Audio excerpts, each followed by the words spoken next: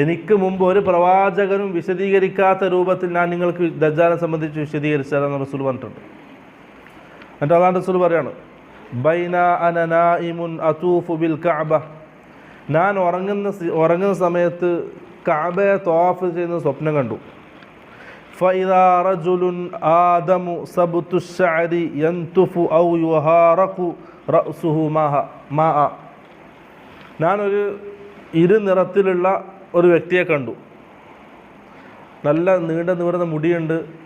ആ മുടിയിലൂടെ വെള്ളം ഇങ്ങനെ ഉറ്റി വീഴുന്നത് പോലെയുണ്ട്. അപ്പം ഞാൻ ചോദിച്ചു, ഖുൽതു മൻ ഹാദാ, റസൂൽ സ്വല്ലല്ലാഹു അലൈഹി വസല്ലം സ്വപ്നം കാണാണ്. അപ്പോൾ ഞാൻ ചോദിച്ചു ഇതാരാണ്?